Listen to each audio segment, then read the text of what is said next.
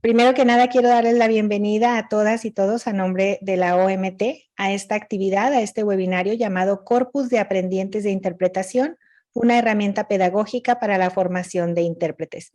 Nuestro ponente hoy es Héctor Sánchez, quien cuenta con el grado de licenciado en traducción por la Universidad Autónoma de Baja California, al igual que grado de maestro en lingüística aplicada por la Universidad de Guadalajara. Actualmente, Héctor es doctorando en Ciencias del Lenguaje por la UABC y profesor de tiempo completo en la misma institución. Profesionalmente, Héctor se ha desarrollado como intérprete en diferentes áreas, además de investigar el proceso psicolingüístico en bilingües y en intérpretes.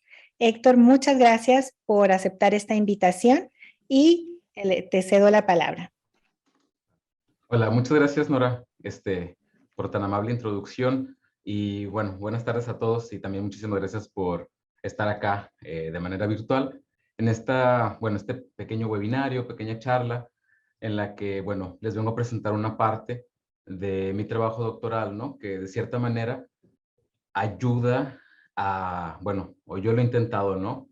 Que ayude a la fomentación y a la formación profesional de los intérpretes. Acá en Baja California tenemos licenciaturas, incluso una especialidad, en donde, bueno, la idea es formar a traductores e intérpretes profesionales competentes y que puedan desarrollarse y desempeñarse en un escenario profesional, si bien principalmente baja californiano, no limitado al estado, ¿no?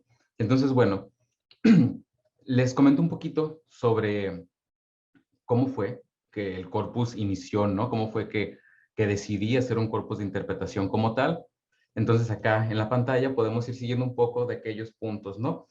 En primer lugar, como, como bien lo sabemos, ¿no? La interpretación pareciera que, si bien es una práctica muy compleja en el sentido tanto lingüístico, cognitivo, eh, etcétera, se sigue haciendo, ¿no? La práctica siempre se ha hecho, incluso pudiera arriesgarme a decir que la interpretación precede a la traducción como tal, pensando que primero pues la lengua fue oral y luego fue escrita, ¿no? En ese sentido, mm, la interpretación se ha desarrollado de manera práctica durante siglos, literal, durante siglos, pero poco, o bueno, no poco, pero han habido intentos a lo mejor un tanto aislados o a lo mejor comparándolo con la traducción u otro tipo de estudios que tengan que ver con lengua, con su uso, con su práctica como tal, parece que han quedado un poco atrás, ¿no?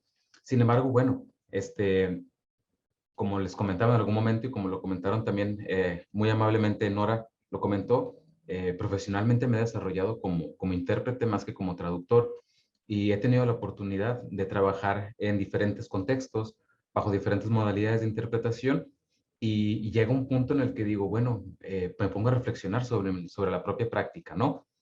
Cómo es que podemos hacer esa práctica interlingüística de una manera que si bien sí nos cuesta, pero de una manera que parece incluso como sin ningún problema como tal, ¿no? Entonces, este primer punto sobre la oralidad contra la escritura, o sí, contra la escritura como tal, bueno, me lleva a pensar quisiera analizar algo, quisiera ver como el proceso del intérprete, qué está pasando con el intérprete, ¿no? Ya después empiezo a investigar un poco sobre todo esto que tiene que ver con el bilingüismo, con cómo se ve un tanto representada la lengua, se almacena la lengua, ya cómo lo tenemos con dos lenguas, cómo se ha almacenado todo eso, las diferencias que podemos encontrar, y es donde realmente me llama la atención, entonces, ya tratar de investigar un tanto sobre la interpretación como tal, ¿no? Entonces, bueno, ciertamente los intérpretes, no voy a decir que somos escasos como tal, pero en aquel momento, cuando yo recién cuando salí de la carrera como tal, pues habíamos varios, pero estábamos un tanto regados, ¿no? Entonces, de cierta manera, siempre fue un grupo de estudio aquellas personas que nos estábamos formando o que ya estamos formados como intérpretes para saber qué está pasando, ¿no? Con ellos, en el sentido de cuál es su proceso, cómo se le acercan a la interpretación, a qué cosas, entre comillas, pudiéramos incluso transportar de estudios como de psicolingüística, estudios sobre bilingüismo, etcétera, etcétera, transportarlos un poco a la interpretación en términos de investigación y así poder resolver un tanto la formación de intérpretes y también para nosotros como aquellas personas que formamos intérpretes o traductores, tener tal vez una guía, tal vez tener como un punto de partida sobre cómo puedo enseñar la interpretación, cómo puedo formar a personas como intérpretes. Entonces, bueno, por el trabajo que yo también desarrollé a nivel maestría, utilicé, o bueno, la idea fue utilizar algo que conocemos como el priming interlingüístico, ¿no? En ese sentido, priming estructural interlingüístico. Esos fueron todos, algunos de los momentos a lo largo tanto de mi vida práctica como intérprete, como mi vida profesional en la que decido, bueno, quiero investigar a los aprendientes de interpretación porque yo sé que algo pasa arriba, ¿no? En el cerebro del intérprete que puede ser bastante interesante explorar para poder bajarlo entonces a mi salón de clase e incluso poder bajarlo a mi práctica cotidiana, ¿no? Entonces, pensando en ello, tengo aquí un poco sobre el procesamiento lingüístico que se ha dicho sobre los intérpretes, ¿no? En este caso, pues bueno, estamos hablando de aprendientes de interpretación. Tenemos varios estudios que apuntan de manera totalmente pues, científica, académica, que ha habido pocos estudios referentes al proceso psicolingüístico del intérprete. Hay algunos intentos en los que se hace la invitación de manera totalmente explícita a los estudios de interpretación a acercarse, por ejemplo, a la psicolingüística, a los estudios de bilingüismo, y ya por el 2019, He sí comenta bastante claro que entonces el bilingüismo, por ejemplo, que empleamos los intérpretes o traductores, puede distinguirse de aquel bilingüismo que no es utilizado para esas prácticas translingües, ¿no? Como tal. Entonces, como les comentaba, si yo quiero investigar eso, para mí era un tanto difícil trabajar con profesionales, precisamente por las agendas de cada uno, pero entonces se me presentaba, ¿no? Todo este grupo de aprendientes. Dije, pues vamos a trabajar con aprendientes para entonces también ver si existe algún tipo de desarrollo de la competencia interpretativa, ¿no? Conocemos la competencia traductora y si bien podemos utilizar algunos términos, podemos utilizar mmm, algunos conceptos que tienen que ver, o algunos fundamentos, incluso teóricos, que tienen que ver con la competencia traductora, creo que también valdría la pena analizar esta competencia interpretativa y qué tanto puede diferir de la traductora. Y dije, pues bueno, entonces vamos a formar, estoy formando intérpretes, estoy formando traductores, quisiera ver cómo puedo yo contribuir a ello, ¿no? Y pues bueno, a partir de eso, también, pues yo sé, ¿no? Como otras personas, las personas que hemos hecho algún tipo de posgrado, sabemos que a veces las ideas y la mente se nos va y queremos, ¿no? Encontrar el hilo negro a todo, pero bueno, aquí lo ideal es encontrar áreas de oportunidad en la formación de intérpretes que puedan ser, si bien no abordadas solamente por una persona, que puedan ser distribuidas para entonces cada quien desde su trinchera, ¿no? Como dicen, cada quien poder encontrar esas áreas de oportunidad y si ya están totalmente subrayadas esas áreas de oportunidad, trabajarlas, ¿no? Entonces, bueno, eso fue, en primer lugar, el acercamiento que tuve hacia la formación del CAI, que yo denomino, ¿no? Que es el Corpus de Aprendientes de Interpretación. Otra vez, trabajando un poco y tratando de emparejar esto que ya sabemos, ¿no? Eso es algo que me gusta mucho, como esta parte, esta cita, o bueno, esta oración declarativa. No todo bilingüe va a traducir o interpretar, pero todo intérprete o traductor es forzosamente bilingüe. Eso, por ejemplo, nos queda claro a todos, ¿no? Para poder hacer la práctica de interpretación o de traducción, es necesario, además de muchas cosas, un conocimiento lingüístico de mínimo 2 lenguas, ¿no? Para poder justamente transitar de un mensaje a otro sin ningún problema. Entonces, desde los estudios de bilingüismo sabemos que nuestro lexicón mental, que incluso algunas conexiones tal vez neuronales puedan ser diferentes en aquellas personas que solamente hablan una lengua y aquellas personas que hablan 2 lenguas. De ahí el interés de justamente agarrar cosas de estudios de bilingüismo, tomar cosas de bilingüismo que sean generales y ver cómo funcionan dentro de una práctica de traducción e interpretación. Otra vez, bajo el entendido que toda persona que va a traducir o va a interpretar es forzosamente bilingüe, ¿no? Entonces yo utilizo, como les comento, vamos a llamarlo paradigma, incluso también metodología, Del priming.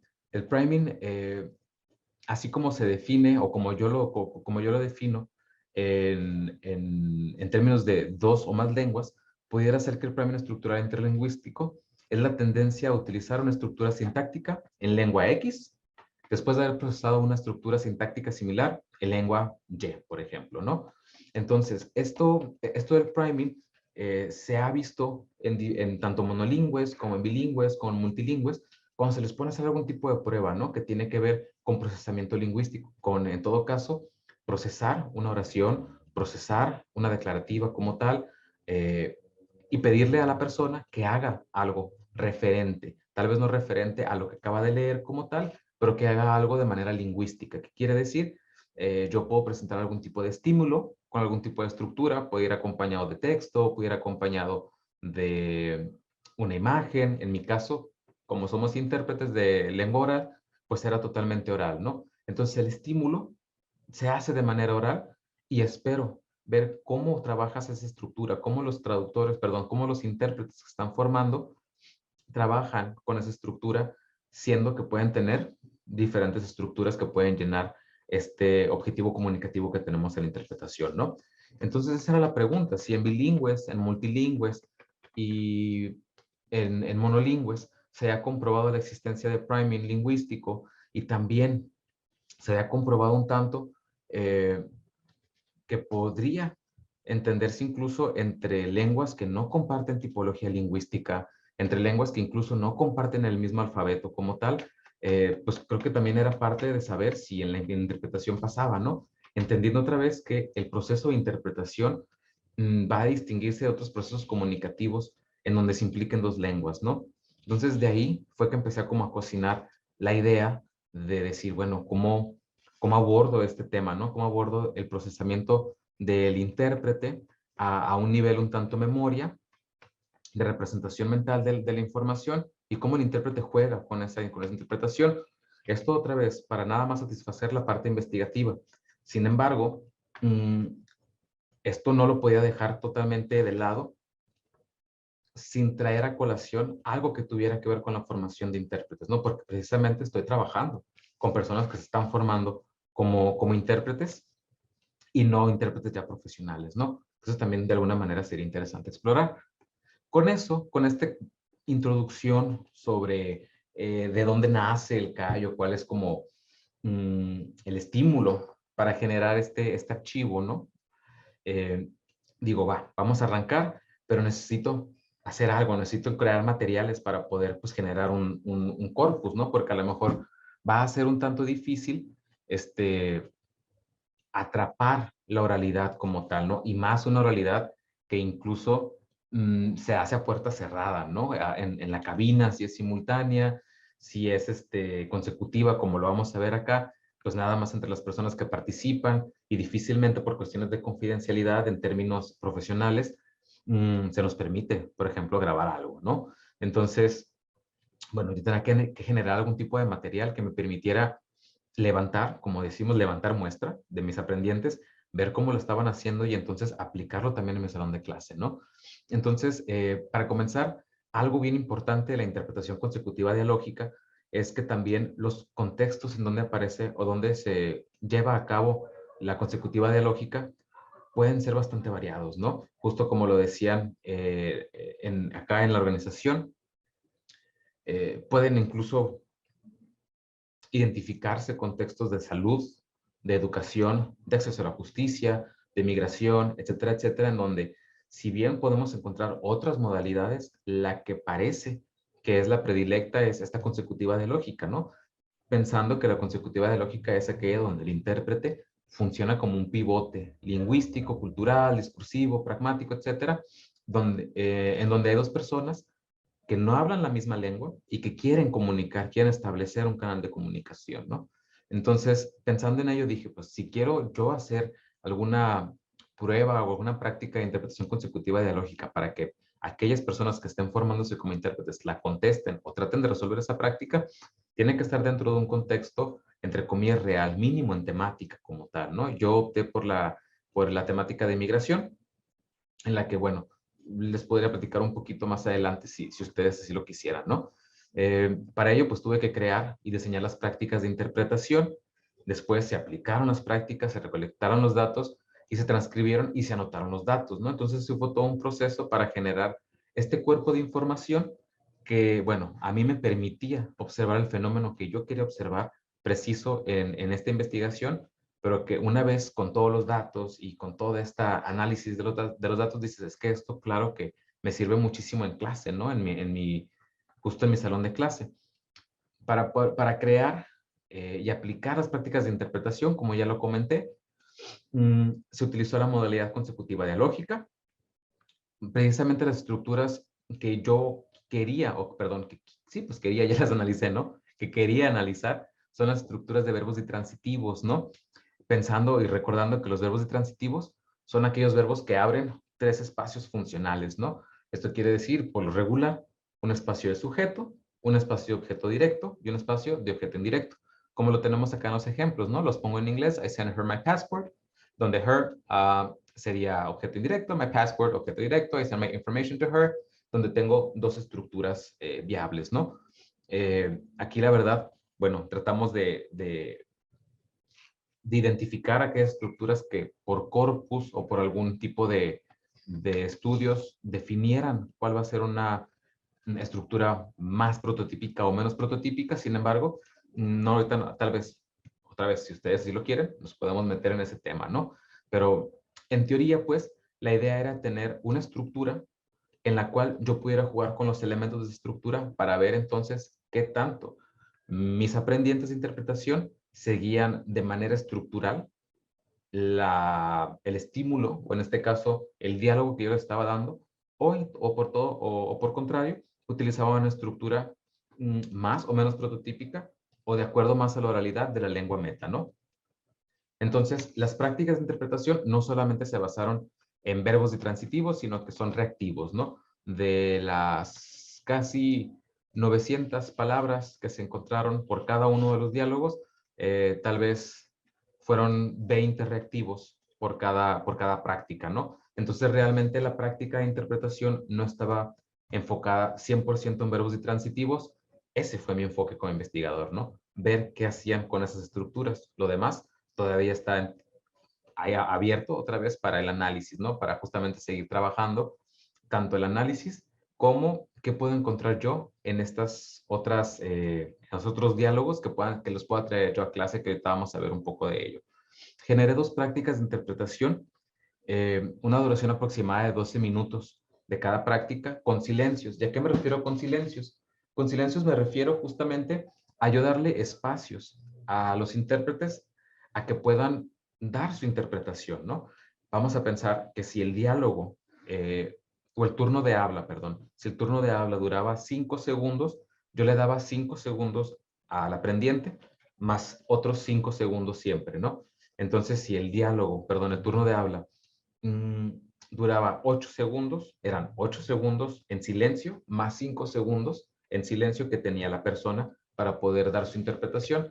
De esa manera asegurábamos que la persona tuviera el tiempo suficiente para poder dar la interpretación del segmento que le tocaba, y también pensando que era de manera bilateral, ¿no? Bueno, en este caso, que trabajabas bajo ambas direcciones, ¿no?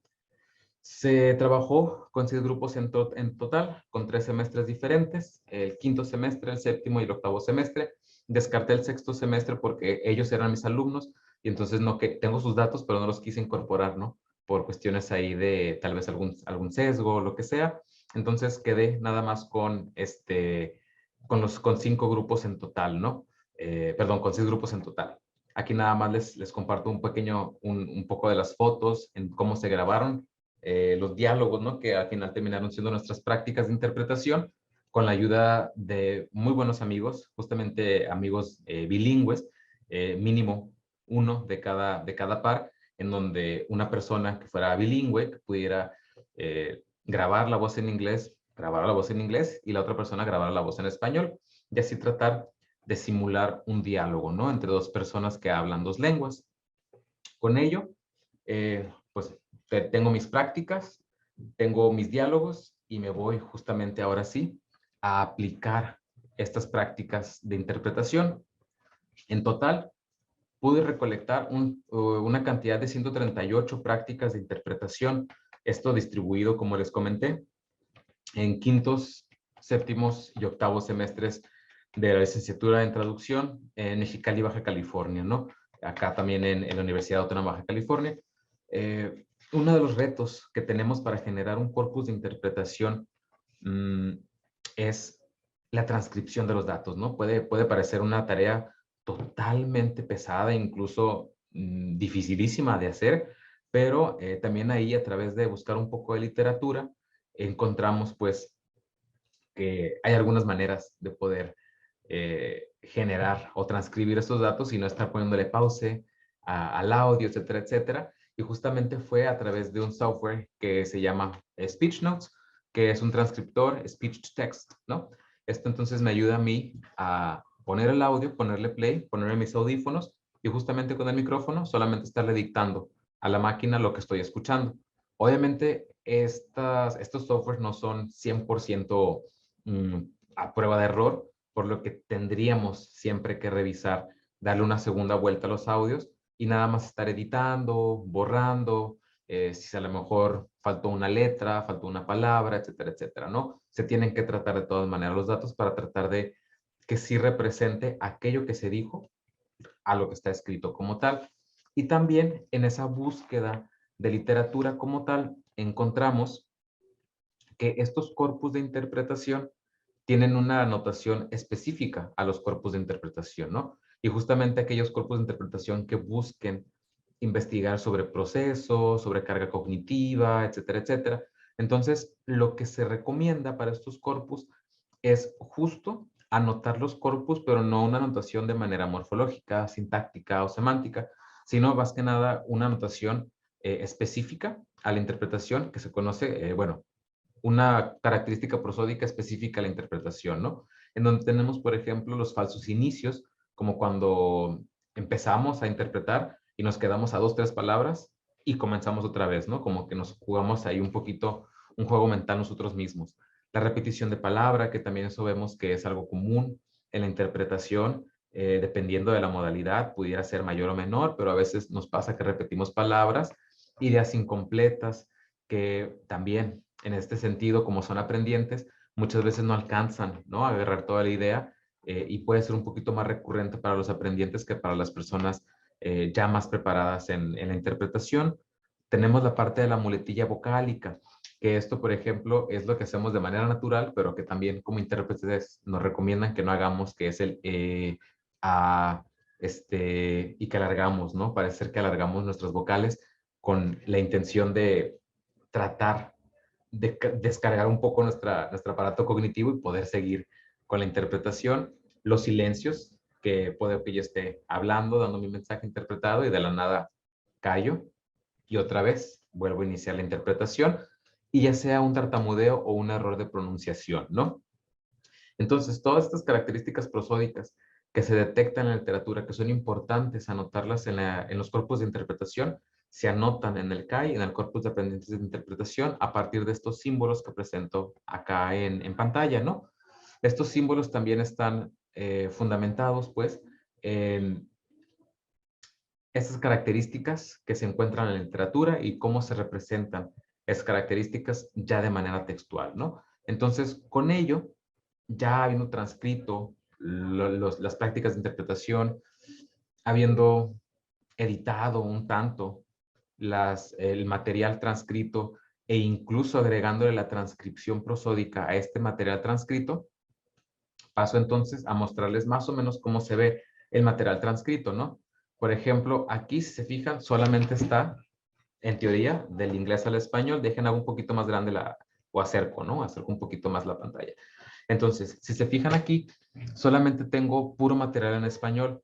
Una de las cuestiones por las que tuvimos, o por las que se tuvo que hacer así, es precisamente porque el programa Speech Notes solamente te permite dictarle una lengua a la vez. Entonces, si yo activo el español, Speech Notes solamente va a reconocer lexemas o palabras, enunciados como tal en español, por lo que tuve que hacerlo casi como doble, ¿no? Primero con todo el material en inglés, luego con todo el material en español. Aquí solamente les presento el material que fue precisamente del inglés hacia el español, entendiendo que la persona que hablaba inglés era la persona que solicitaba ayuda, que llegaba como a un consulado, y la persona que hablaba español, pues era una persona, entre comillas, o en el contexto nacional, pues mexicana, que hablaba pues español, ¿no? Entonces, por ejemplo, aquí podemos ver las comas no significan nada, las comas sí son comas como las utilizaríamos de manera escrita, pero entonces, por ejemplo, podemos ver estos dos puntos, ¿no? Que justamente los dos puntos era mi extensión vocálica. Entonces, podríamos pensar que gracias, muchas gracias,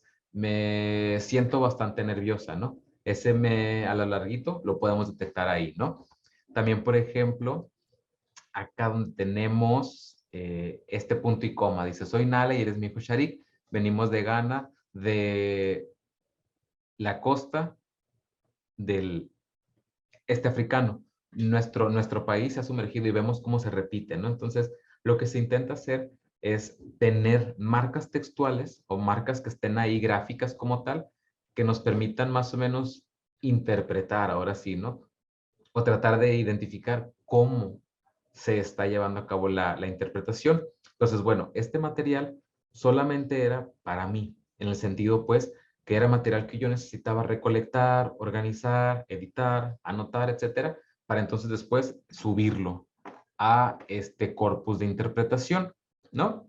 Que ahora sí ya nos vamos al corpus de interpretación. Este corpus de interpretación, como cualquier corpus que tenga que ver con traducción o interpretación, va a ser un corpus paralelo, ¿no? En el sentido en que voy a tener un texto original y voy a tener los textos que pueden desarrollar, textos traducidos o interpretados, en este caso interpretados, que van a desarrollarse a partir de mi texto original o mi texto fuente, ¿no? Aquí aprovechamos que la interpretación consecutiva de lógica, como trabaja en turnos de habla, la alineación pues fue sencilla relativamente, ¿no? Cada turno de habla es un renglón, ya sea en inglés o en español, pero pues hasta eso que funcionó a nuestro favor, porque bueno, luego es difícil decir dónde corto el segmento, dónde empiezo a hacer los cortes, etcétera, etcétera, y pues con diálogo, entendiendo que unos diálogos que el diálogo se basa en turno de habla, pues es fácil, ¿no? En total, se tuvieron 36.417 palabras del inglés al español y del español al inglés fueron un total de 39.524 palabras. Entonces, de todas estas palabras, bien sabemos que se van a desarrollar o son pertenecientes a dos prácticas de interpretación. Vámonos, miren, a ver esta otra parte en donde ustedes podrán ver pues básicamente una hoja de Excel, ¿no? Como tal. Esto es una hoja de Excel en donde pongo por un lado en columna A, escribo English, pensando que English es mi texto fuente, en todo caso, o mi discurso fuente. Y Spanish 1, Spanish 2, etcétera, etcétera, van a ser estudiante número 1, estudiante número 2, estudiante número 3. Se tuvo que utilizar la etiqueta Spanish precisamente para efectos del programa en donde se subió toda esta información y nos permitió desarrollar el corpus paralelo. Sin embargo, claro que se tiene una relación en saber quién es Spanish number 1, Spanish number 2, etcétera, etcétera, porque bueno, se dividió todo por semestres, ¿no? Entonces en el quinto semestre tengo a alguien que es Spanish number 1, en séptimo semestre tengo a alguien que es Spanish number 1 y así en octavo también, ¿no? Entonces, con este material, si se fijan, este material ya está anotado. Por ejemplo, aquí podemos ver este punto y coma, podemos ver estos dos puntos, etcétera, etcétera. Entonces, ya este material anotado es el material que vamos a poder ver entonces en nuestro corpus, ¿no? En nuestro CAI. Ahora acá les muestro bien cómo se ve ya ahora sí en un corpus. Como yo les comentaba, dejen aquí está. Y como yo les comentaba en algún momento, yo trabajé con estructuras transitivas. En este caso, una estructura transitiva o un verbo transitivo prototípico es el de bring, to bring something to someone. ¿Ok? Entonces, por ejemplo, aquí lo que haces es cargas todo tu material, genero este corpus que ya está ahí en Sketch Engine, o sea, como en su base de datos, y lo que hago es buscar bring con los alumnos en este caso, del séptimo semestre, y ahí ya me da todos los resultados, ¿no? Aquí yo puedo entonces empezar a anotar cuáles son algunos de los elementos que se repiten, que no se repiten, etcétera, etcétera. Les vuelvo a comentar. Ahorita solamente lo estoy presentando en los verbos intransitivos, ¿no? Que es en donde me enfoqué principalmente. Entonces, bueno, una vez que yo ya tenía los datos totalmente, como les digo, transcritos, anotados, ya justamente en Sketch Engine, me animo a empezar a trabajar un poco con Sketch Engine, que es la plataforma donde se estudió, ¿no? ¿A qué me refiero con que me animo a trabajar? Empiezo a analizar justamente el comportamiento de cómo se ve estas interpretaciones por parte de aprendientes de interpretación. Entonces, ¿cuáles fueron algunas de las cosas que yo pude notar con el CAI, ¿no? En primer lugar, como les he comentado, la formación de intérpretes. Me parece que si llevamos este material al salón de clase como tal, me parece que yo puedo entonces pensar algunas rutas como docente o como instructor, algunas rutas críticas que pueda establecer yo para que los alumnos puedan seguir y desarrollarse como intérpretes como tal. Aquí ya no necesariamente con estructuras transitivas, que fue lo que yo observé, sino de manera general. Por ejemplo, una de las cosas que podemos notar, que ahorita lo vamos a ejemplificar, es precisamente el seguimiento del tema, por ejemplo, ¿no? El seguimiento de algún referente. Pensando, pues, que cuando estamos traduciendo, no estamos traduciendo nada más, perdón, cuando estamos interpretando, no estamos interpretando diálogos sin contexto, no estamos interpretando segmentos sin contexto, sino que estamos haciendo un discurso como tal. Y a través del discurso podemos movernos, podemos hacer bastantes movimientos que nos permiten, que la lengua nos permite hacer y que en todo caso es algo interesante de rectificar.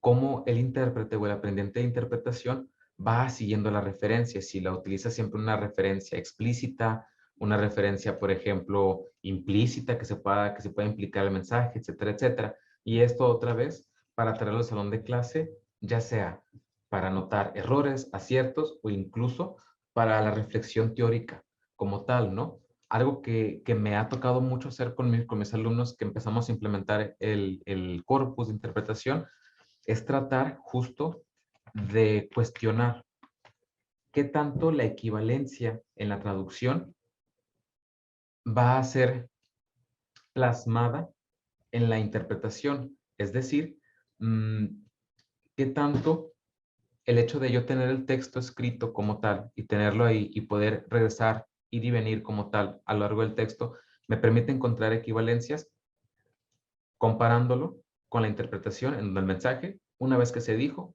se fue el mensaje y ya no hay manera de regresar, por ejemplo, ¿no? Entonces, desarrollamos técnicas, desarrollamos diferentes estrategias en las que pareciera que la equivalencia traductora como tal, si bien se mantiene como tal, en la interpretación convendría revisar esa definición de competencia, perdón, de equivalencia interpretativa en todo caso, puesta en un marco de lo discursivo como tal, ¿no? Puesta en un marco totalmente de la oralidad como tal, en el caso de que estemos interpretando lenguas orales, ¿ok? Y bueno, como por último, la investigación, que aquí es donde a lo mejor yo he trabajado un poquito más. Les digo, el corpus realmente tendrá el material ya así transcrito tendrá como 1 año y medio, entonces son como 3 semestres en los que he utilizado el corpus en el salón de clase y he tratado de trabajarlo para ver cómo puedo desarrollar, ¿no? Un mejor curso de interpretación. Algo que he visto justamente es eso, ¿no? Áreas de oportunidad. Podemos encontrar en una descripción de los discursos interpretados por aprendientes en tres aspectos, ¿no? Desde tres perspectivas. Por un lado, las disfluencias en el discurso. ¿Qué tanto es coherente o no coherente la persona cuando está interpretando? Si parece que a lo mejor tiene una mayor comprensión del inglés al español o viceversa como tal.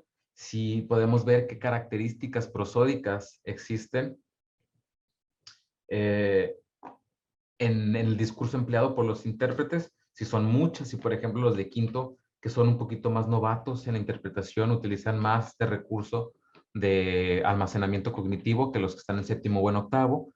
Y también lo que les comentaba, el contraste entre equivalencias. Puede ser el contraste entre equivalencias, entendiéndolo, lengua origen, lengua meta como tal, o incluso entre todos los discursos interpretados de lengua meta.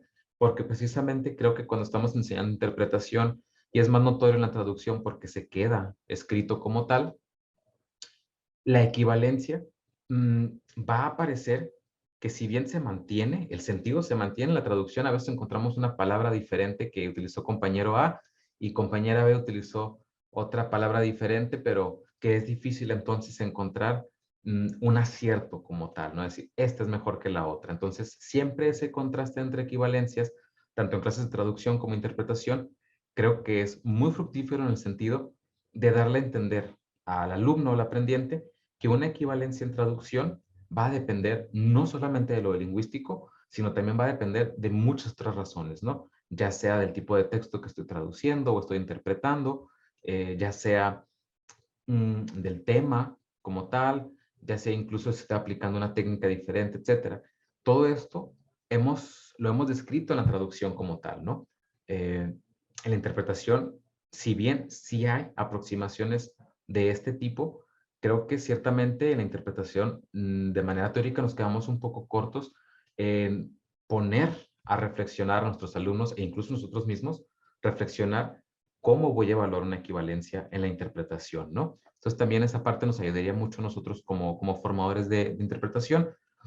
Perdón, ya en el salón de clase, pues prácticas guiadas. Creo que eso es lo mejor que podemos hacer cuando estamos formando intérpretes, ¿no? Guiarlos, no dejarles la práctica de interpretación y simplemente decirles, háganla, ¿no? Sino reflexionar sobre la misma práctica, encontrar justamente diálogos o encontrar material de audio que que nosotros como formadores podamos un tanto dirigir esta práctica, ¿no? Saber en dónde están estos elementos o sí, elementos claves o difíciles en el audio y dirigir la atención del alumno hacia allá, ¿no? Y ver y comprobarle, mira, estás haciendo esto, con el corpus se hizo esto otro, podemos encontrar que 138 alumnos hicieron más o menos esto y tú lo estás haciendo de esta manera o lo estás haciendo igual que ellos, etcétera, etcétera, ¿no? Al final del día podemos hacer un contraste con una práctica que se realice dentro de clase con los datos que ya tenemos en corpus, ¿no? En este CAI.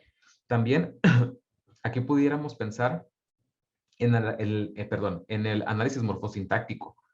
Es algo que a lo mejor eh, puede parecer un tanto mm, teórico en ese sentido, pues, pero que también conviene mucho incorporar a nuestros alumnos en esta parte del análisis morfosintáctico, ¿no?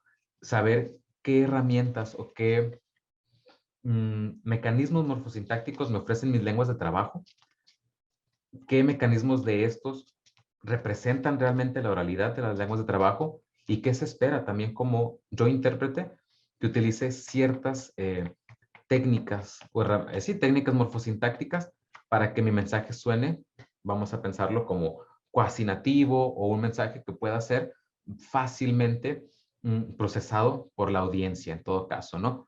Algo que también pudiéramos evaluar mucho en nuestro salón de clase ya en práctica, ¿no? Con el CAI, es justamente los errores de interpretación, cómo evitarlos.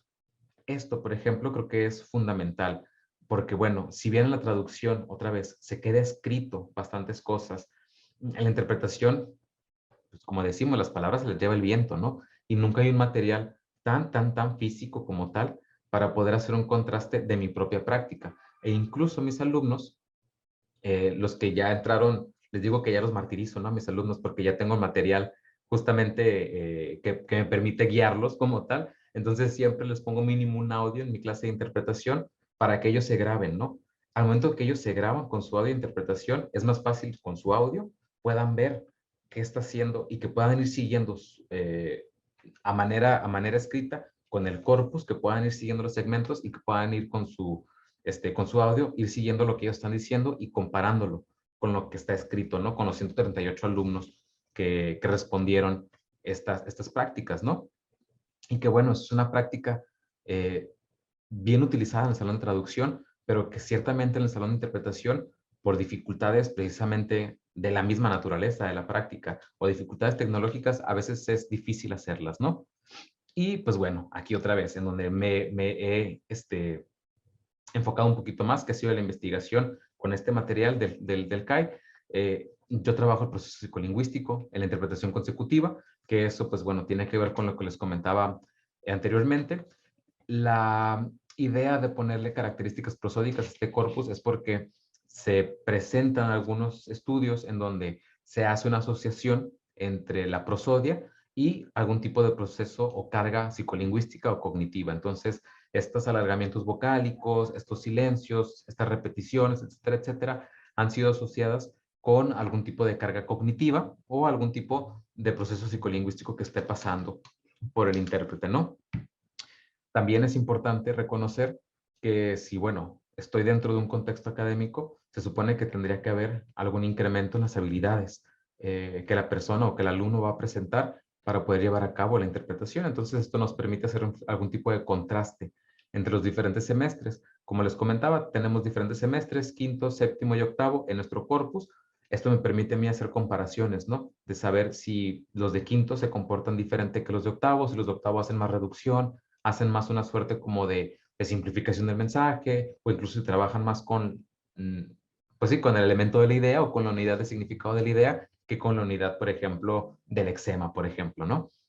Algo que también ahí más o menos he estado investigando es lo de tema y rema, cómo le damos foco a algunas cosas que parecen ser más importantes y que muchas veces no notamos que son importantes, pero que son bastante importantes y que mágicamente aparecen en nuestro discurso. Y esto nos lleva a esto que conocemos como el interpretist, ¿no? Se conoce como hay un translationist, que es como esta lengua o este modo de lengua que yo empleo para traducir, ¿no? Muchas veces me acuerdo que en nuestra formación como traductores nos decían, este texto huele a traducción, ¿no? O sea, este texto se siente como una traducción porque hay algún tipo de rastro lingüístico que dejamos a lo largo de la traducción que parece tener algún tipo de características como translationist. Entonces también se apoya la idea en que cuando estamos interpretando utilizamos un modo de la lengua que es específica a la interpretación, ¿no? Entonces ahí también valdría la pena revisar si existe algún tipo de fenómeno específico a la lengua utilizada o empleada en la interpretación consecutiva de la lógica como tal, ¿no? Y con ello les presento un poco sobre lo que ahora sí he analizado y que he trabajado con mis alumnos, como les comento, el uso de clíticos como anáfora, ¿no? ¿Qué tanto estoy utilizando el clítico como anáfora y qué tanto a lo mejor la persona que está escuchando mi interpretación me va siguiendo a mí con mis anáforas y con mi uso de clíticos? Pensando pues en que yo trabajé otra vez estructuras transitivas, o eso fue donde le puse mayor atención a este estudio y donde lo he trabajado más con mis alumnos. Entonces, ver qué tanto yo utilizo este clítico en español. Sabemos que en español utilizamos o bueno, normalmente hacemos una duplicación del objeto indirecto, ¿no? Es algo que muy típico del español, en otras lenguas también, pero bueno, pensando en la combinación español-inglés, inglés-español, que es la combinación lingüística con la que trabajamos acá en UABC principalmente, vemos que comparándolo con el inglés y el español, el inglés pues no tiene este mecanismo de duplicación del objeto indirecto. Se ha debatido mucho sobre el objeto indirecto en español y esta duplicación, si es algo redundante o si tiene que ver con nuestra oralidad. Y bueno, Bogart, si mal no recuerdo, del Colegio de México, expone a través de corpus también que este objeto indirecto o la duplicación del objeto indirecto no es libre, no es una variación libre, sino que tiene que ver justamente con factores de orden semántico y pragmático. Entonces, aquí es como lo podemos evidenciar, ¿no? Aquí es donde quisiera poner algunos ejemplos, pero deje que lo voy a hacer un poquito para ver qué tanto lo podemos hacer un tanto interactivo, ¿no? En lo que tomo un poquito de agua.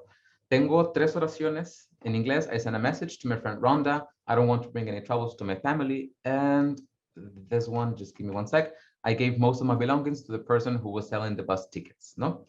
Entonces, ya sea que lo quieran hacer por chat, ya sea que lo quieran hacer con el micrófono, si alguien se anima a decirme cómo interpretarían la número 1, la número 2 o la número 3. Como les comento, puede ser por chat, puede ser con su micrófono. En lo que tomo un poquita agua. Yo puedo hacer la primera. Claro, claro. Adelante. Francisco, me parece, sí. Acá te veo que es. Envío un mensaje a mi amiga Rhonda. Envío un mensaje a mi amiga Rhonda. Bien, ahí está. Envío un mensaje a mi amiga Rhonda. Tengo la segunda. Voy a ir apuntándola acá. ¿Yo?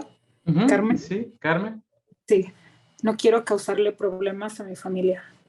No quiero causarle problemas. Y alguna otra. La tercera.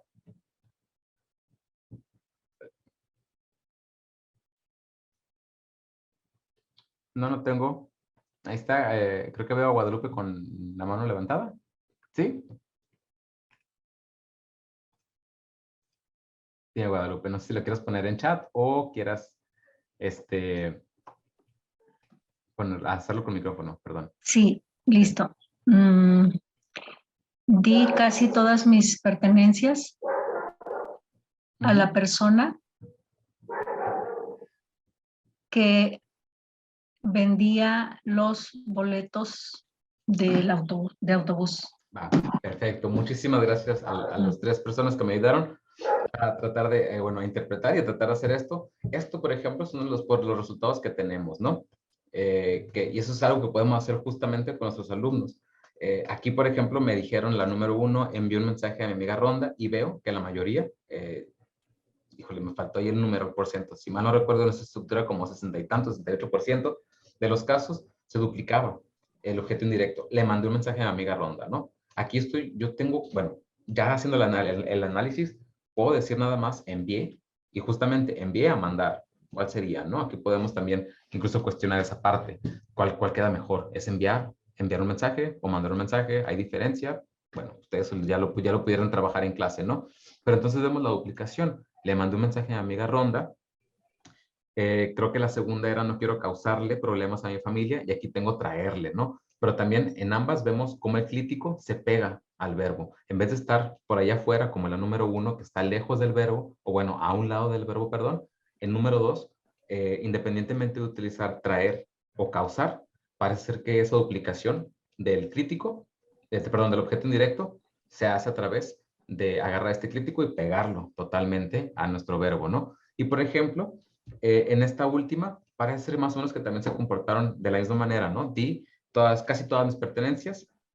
Aquí la persona nomás nos puso al señor del autobús, pero Guadalupe nos dijo a la persona que vendía los boletos del autobús, ¿no? Entonces sí incorporó toda esa parte. Lo mismo, yo puedo incluso aquí en mi salón de clase decir qué tan importante es decir al señor del autobús o al señor que vende los tickets, ¿no? Los boletos de autobús. Y todo eso puede generar bastante discusión en el salón de interpretación, porque de otra manera, como es lengua oral, se nos va como tal, ¿no? Entonces nosotros ya tenemos un registro aquí de manera escrita y en el cual nos permite hacer alguna suerte de contraste. Otros ejemplos que puedo tener por acá y que me gustaría decir, a ver si me pueden ayudar por aquí. Bueno, creo que sí. Bueno, esto ya se va a ver, no les pude hacer la trampa, ¿no? Por ahí por cuestiones de Prezi. Pero bueno, vemos cómo entonces, si yo cambio, si alterno lo que estaba, el elemento rojo, lo pongo hasta el final, parece ser que el elemento rojo ya en 4B y en 5B no se repite, solamente queda nada más con un crítico, ¿no? Entonces, yo bien podría decir, me daría un número, ella me dijo que me daría un número de teléfono a mí, pero eso ya suena redundante, porque pues bueno, o sea, me daría un número de teléfono a mí, puede sonar redundante. Incluso en la segunda, creo que no sonaría tan redundante agregarle el a usted, ¿no? Le traeré los papeles lo antes posible a usted, por ejemplo, ¿no? Pensando otra vez en esta cuestión de lo formal que podamos llegar a ser como intérpretes. Tengo otros ejemplos por acá, que estos también los iba a dejar en los que ustedes me dieran su opción de traducción e interpretación. I'll send Sonia a message, and could you bring my son a glass of water, please? ¿Cómo interpretarían las 6 y las 7?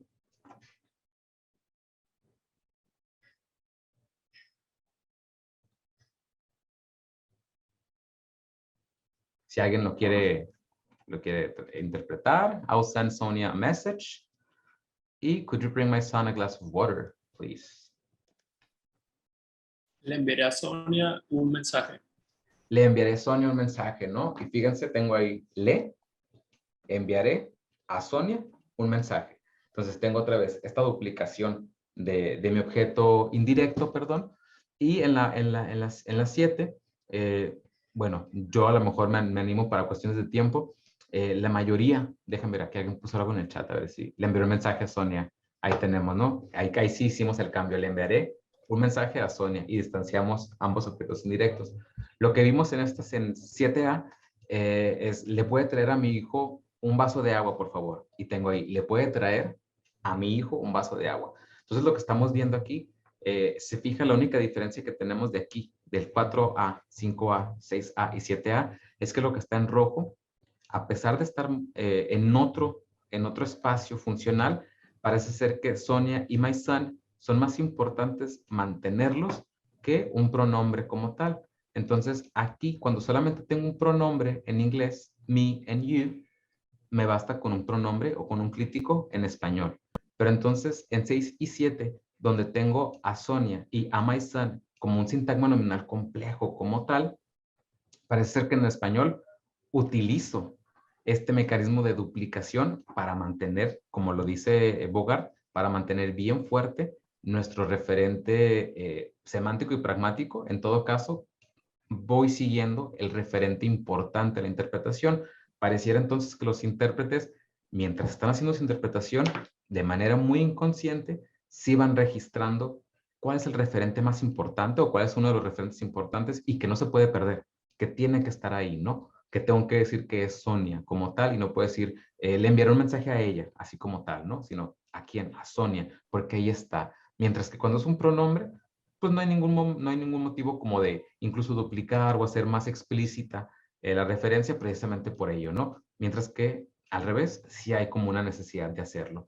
Entonces, bueno, esto nada más es algún tipo de muestra, ¿no? De lo que se ha trabajado con el CAI acá en UABC, en diferentes carreras, bueno, en diferentes programas educativos, en mayor parte la licenciatura en traducción, menor parte la especialidad de traducción e interpretación, pero con ánimos también de seguir, ¿no? Seguir trabajando en ello. Aquí les dejo un poco de referencias que, bueno, no son exhaustivas, pero fueron las referencias utilizadas a lo largo de la presentación, por si a alguno les interesa algo. Y pues con ello yo daría por concluida esta parte y no sé si alguien tenga alguna pregunta, algún comentario que quisiera hacer para dar pie justo a esta sección. Tengo vía el chat. Sí. Sí, Héctor, muchísimas gracias. Creo que todos estamos muy impresionados digiriendo tantísima información. Y pues vamos a ver si hay alguna pregunta. Con toda confianza, indíquenos si quieren hacerla. Mientras yo te hago una pregunta que me enviaron acá en privado y es referente al proceso de transcripción, Héctor. Dice, ¿cuánto tarda el proceso de transcripción de una interpretación? ¿Quiénes intervienen? ¿Son los alumnos quienes transcriben con la supervisión de un docente, por ejemplo? En este caso, como era parte de mi proyecto doctoral, lo digo así casi riéndome por no querer llorar, pero me lo tuve que aventar yo todo. A las 138 audios los tuve que hacer yo. Tanto la transcripción como la edición y la anotación. Al principio era más tardado, ¿no? Como que no tienes tan bien controlado el software y cómo moverte, ¿no? Pero conforme a la práctica, pudiera decir que por audio, que era de 12 minutos, yo creo que aventaba como una media hora por audio, ¿no? O no, porque tenía que hacerlo por 2 lenguas. Entonces, primero tener todo el material transcrito y luego a anotarlo. Yo creo que sí me tomó, o sea, pues todo un semestre, ¿no? Pero era mucha cantidad también, o sea, era mucha cantidad de audios. Incluso también era jugar un poco con los materiales disponibles y hasta que ya más o menos encontré tanto el modo, tanto las maneras de hacerlo un poquito más eficaz, sí siento que, por ejemplo, en transcripción ya al final, que ya me la sabía transcripción, que ya sabía lo que venía en el diálogo, que ya casi incluso sabía lo que iba a decir la persona, sí, a lo mejor era como una cuestión de unos 20 y tantos minutos de transcripción por audio. Gracias por la respuesta. Y bueno, veo que Guadalupe tiene la mano levantada. Guadalupe, adelante con tu pregunta. Perdón, no, es un error, una disculpa. No, sin problema. ¿Alguien más que tenga alguna pregunta o comentario? Tengo aquí otra pregunta que me llegó también por acá en privado. Te la voy haciendo por lo pronto. Claro. Si el corpus ya transcrito se puede poner a disposición de otros investigadores para estudiar otros rasgos de la interpretación, o el método de creación del corpus se puede utilizar por otras instituciones para realizar sus propias investigaciones. Claro, de hecho, ese es como el siguiente paso de trabajar con el corpus. Buscar una plataforma en donde se nos permita subir la información y que sea de acceso libre. La UNAM tiene plataformas en las que más o menos hemos tratado ahí de vincularnos. Todavía no está consolidado, ¿no? Pero ya hemos tenido mínimo un par de charlas con un investigador que tenemos acá en Mexicali, con el doctor Lázaro, que él propone que este material se suba a, si mal no recuerdo, es Geico, la plataforma que tiene la UNAM en combinación con el grupo de ingeniería lingüística, me parece que es. Entonces, una vez que esté el corpus, me encantaría poder tener algún tipo de momento en el que se pueda invitar, ¿no? A que se utilice el corpus. Y claro, o sea, también la metodología, también los invito a que si alguien quiere o tiene la posibilidad justo, ¿no? De generar un poquito más de material, adelante, porque, pues bueno, o sea, corpus de interpretación, hay relativamente pocos. A nivel nacional creo que también hay bastante, hay pocos. Entonces, cualquier cúmulo de información de este tipo me parece muy, muy, muy importante. Y también pensando pues en que cada día o cada cierto tiempo hay mayor cantidad de programas que intentan formar a los traductores e intérpretes, y pues de cierta manera también nos sirve a nosotros como traductores e intérpretes tenerlo un poquito más profesionalizada nuestra práctica en ese sentido, ¿no? Pero sí, en cualquier momento que ya esté arriba el corpus, no seguramente, será de acceso gratuito, creo firmemente en eso, en el acceso gratuito. Entonces, sí, les aviso, con mucho gusto. Gracias. Michelle, adelante con tu pregunta. Hola Héctor, mucho gusto. Hola. Primero que todo, felicitarte. Se me hace a mí muy interesante todo tu tema, precisamente porque yo también doy clases en la maestría de traducción e interpretación en la Universidad Autónoma de Guadalajara. Mi pregunta directa es, ¿consideraste el factor de autoevaluación? O sea, que una vez nos comentaste que grabas a tus alumnos, porque es lo mismo que yo hago. En un laboratorio especial que tenemos para los intérpretes, hago que los alumnos se graben, se revisan, yo les doy un formato con los criterios a evaluar. Ellos se autoevalúan primero y luego yo reviso de nuevo su interpretación y los vuelvo a evaluar, sobre todo para ver cómo se están escuchando ellos, y me he llevado sorpresas de que se ponen unas calificaciones de 10 y nota a pesar de que se escucharon, y entonces ya ahí yo ya empiezo a trabajar con ellos de, a ver, no, espérame tantito, no, Sí. no eres de 10 y nota, o al revés, se ponen unas calificaciones de 6 cuando le dices, no, pues no estás en 6, estás en un 7, estás en un 8. Entonces no sé si tú consideraste esa variable de la autoevaluación. Sí, Michelle, muchísimas gracias. Para el trabajo de investigación, que es el de la investigación doctoral, ahí sí no lo consideré, dado que pues no era como la trayectoria, ¿no? Pero justo eso mismo que tú haces, lo hago en mi salón de clases ya que tengo el material, ¿no? Ya que tengo un material transcrito, les digo a mis alumnos, se van a grabar y quiero que les escuchen y que reflexionen y que digan, esto me salió bien, esto me salió mal, y les doy también como algún tipo de rúbrica, algún tipo de parámetro como tal. Ya ellos, fíjate, a mí me ha tocado acá siempre que como que le tienen mucho miedo a la interpretación, mucho, pero mucho miedo, y dicen, no, profe, me fue súper mal, póngame el 0 ya, repruébeme, chalala, la lana. Entonces, ya es cuestión, digo, no, vamos a escucharlo, y ya también pues es tarea de uno decirles, no, es que sí lo hiciste bien, o sea, que aquí sí lo hiciste bien, aquí sí lo hiciste mal, etcétera, etcétera. Pero sí, ese por ejemplo, es una dinámica que se hace en el salón de clases y que la podemos apoyar con el corpus, ¿no? Para decir, mira, tú lo hiciste así, y así tenemos 138 ocasiones en las que se hizo así, así, así y así. Entonces, ¿cuál es la buena? ¿Cuál es la mejor? ¿Cuál te conviene? Dependiendo de qué, y ahí se hace, ¿no? Como esta discusión o reflexión, es una reflexión, creo, ¿no? Una reflexión teórica, práctica de la propia práctica del alumno, ¿no? Pero sí, en ese sentido, pues solamente en mi salón de clase. En la investigación no tuve la oportunidad de hacerlo. Pero de veras, muchas felicidades. Me encantó. Muchas gracias. Muchas gracias, Michelle. Muchas gracias. Aprecio mucho. Gracias, Michelle, por la pregunta y Héctor por la respuesta. Y veo que tenemos tiempo para una última pregunta. Lucas, ¿quisieras hacer tu pregunta de viva voz? La pusiste aquí en el chat.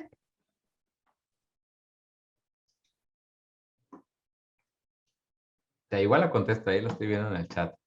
Sí, bueno, nos sirve Sí. tenerla de viva voz, ¿sabes por qué? Por la grabación. Entonces, Igual si dice que hay quieren mucho ruido. ajá, ¿La si puedes leer, quieren. Héctor, y luego Sí, responder? sí. Si se puede aplicar los mismos métodos de la investigación al estudio de la interpretación de lengua de señas mexicanas, me imagino que el corpus sería más visual. En ese caso, Lucas, sí se puede aplicar, pero sí tiene sus características bien diferentes. O sea, la metodología es esa, ¿no? Es grabar, en todo caso, en vez de que sea de manera oral, se hace una videograbación. E incluso hay pocos, muy pocos, pero ya hay corpus de interpretación con lengua de señas en las que se toman básicamente las mismas ideas, ¿no? Vamos a agregarle tal nota al video en donde la persona a lo mejor haga una seña que no corresponde o haga una seña en la que está repitiendo algún tipo de información o etcétera, etcétera, ¿no? Dependerá, así como presenté las características prosódicas que puede tener la lengua oral, seguramente habrá características que tienen que ver con la lengua de señas, que puedan tener algún tipo de similitud con la idea de la prosodia como tal. Entonces, sí se puede hacer un corpus de interpretación de lengua de señas. Hay pocos, y básicamente siguen la misma metodología, ¿no? De obtener el dato, en este caso la interpretación de la persona, y ya bajo diferentes, vamos a llamarlo, perspectivas metodológicas, es decir, a mí me interesa identificar, no sé, los errores, por ejemplo, en la lengua de señas mexicanas como tal, contrastándola, por ejemplo, ya sea personas que son nativas de lengua de señas con personas que aprendieron lengua de señas, ¿no? Entonces, se pueden hacer varios contrastes, pero sí, básicamente la metodología se mantiene muy similar, solamente se hacen modificaciones por la modalidad de lengua que se utiliza, en este caso, lengua visual en vez de lengua oral. Excelente, pues nos da muchísimo más en qué pensar, mucha inspiración me parece. Y a nombre de la OMT quisiera dar las gracias a nuestro ponente por compartir este valioso contenido con nosotros. Por supuesto a todos los asistentes, a todas las asistentes y todos los asistentes por estar el día de hoy con nosotros y hacerles una cordial invitación para que nos acompañen en el resto de las actividades que la OMT está llevando a cabo por el mes de la traducción. Encontrarán la información tanto en la página de la OMT como en las redes sociales, donde constantemente se estará publicando actualizaciones y novedades. Los invitamos, por supuesto, el día 30, que es el día de la traducción, a un brindis con networking que tendremos ese día. Y si no se han inscrito para San Jerónimo, el Congreso, por favor inscríbanse ya, que ya casi se acaban los lugares. Muchísimas gracias de nuevo. Y nos vemos en la siguiente. Gracias, Héctor, una vez nos más. vemos. Chao.